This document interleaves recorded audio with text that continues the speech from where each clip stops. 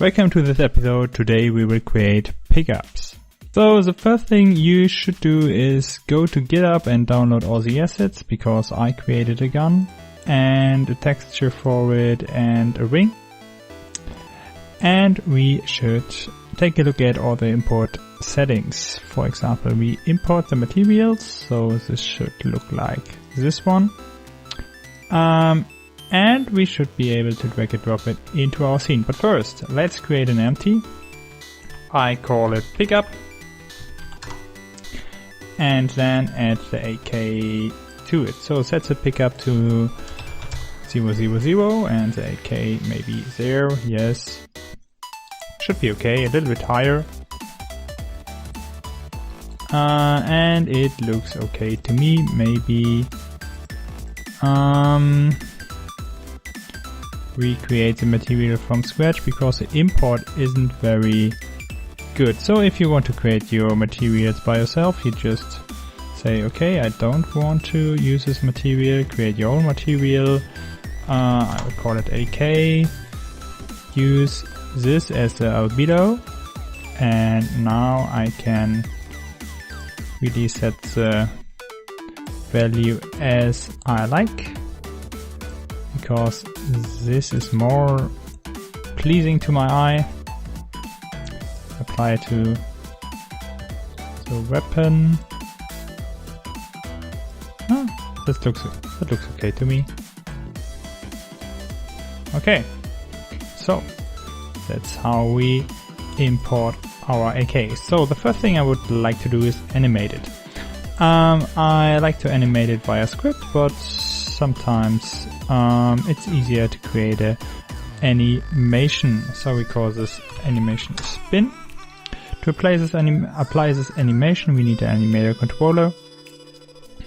I call this AK2. Everything is AK now. It can be confusing, but shouldn't be. So we create a folder called resources, and in this folder we create the prefab.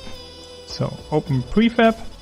I'm using Unity 2018.3, so I'm using the new prefab workflow, and therefore I can edit it here. So the animator there.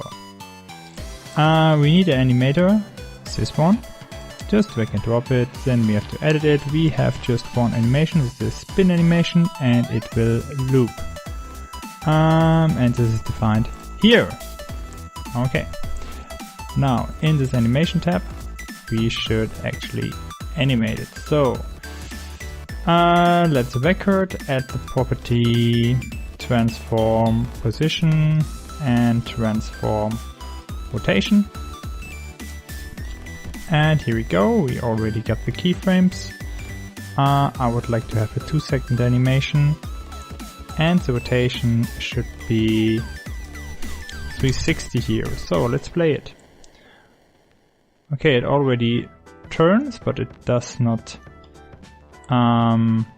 rotate regularly. So I will just select these two by holding shift and say, okay, both tangents linear and clamped auto, so this will, no, this normally should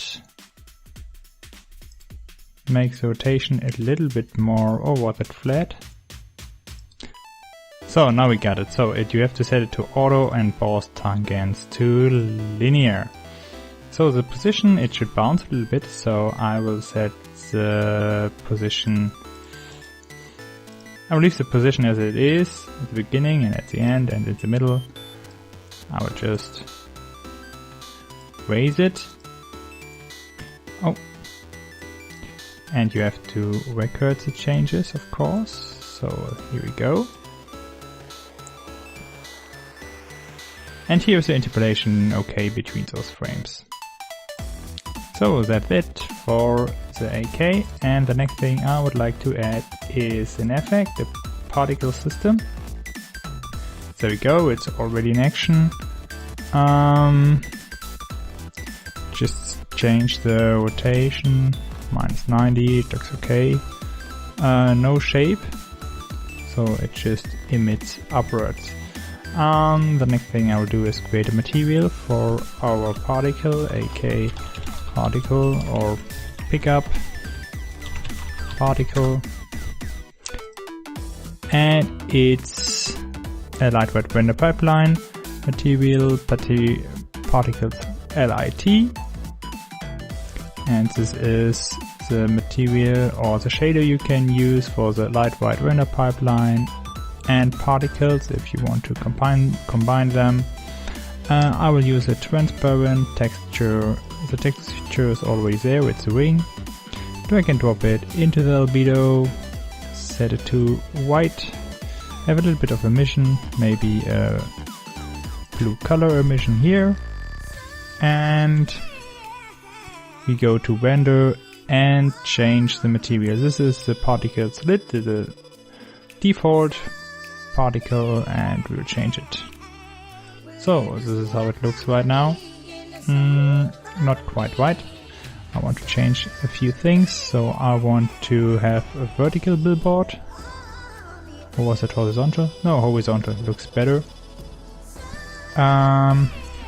It's too fast.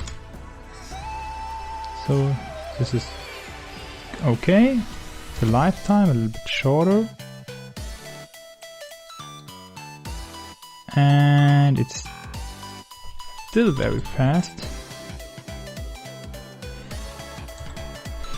And too much, it's just too much, maybe 10.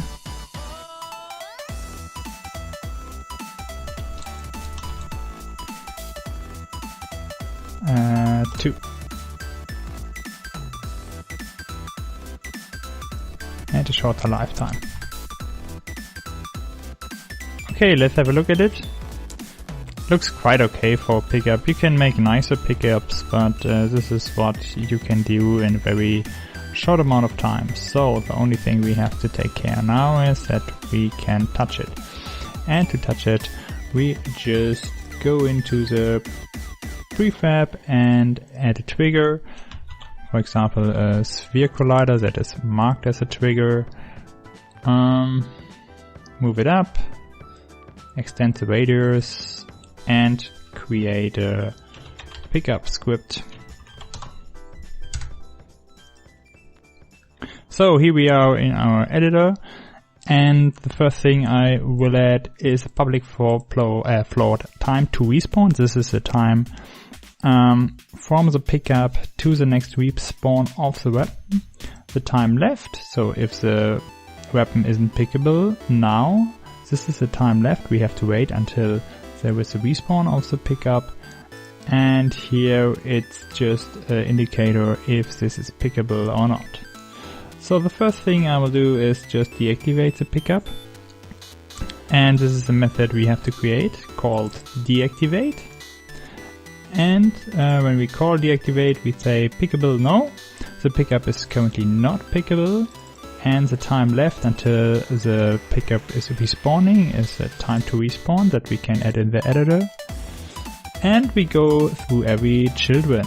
So we say transform child count, and we iterate with this variable through all the childs and say transform get child I, game object set active false. So we deactivate all game objects. If we go to the editor, we see, okay, this is the pickup, here is the pickup script, and these are the two children that will be deactivated.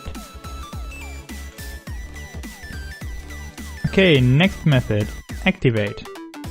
We have to activate it, and we do the opposite. So we say pickable true, and instead of set active false, we say set active true. And we do not have to take care of, about the time, because we will update the time here. If the time left is greater than 0, then we have to decrease it by time.delta time. And if it's not pickable and we have reached our time limit, so time left is actually 0 or smaller than 0, then we can activate it. So the only thing that's left is the player that touches the pickup and then receives what is init, in our example the weapon.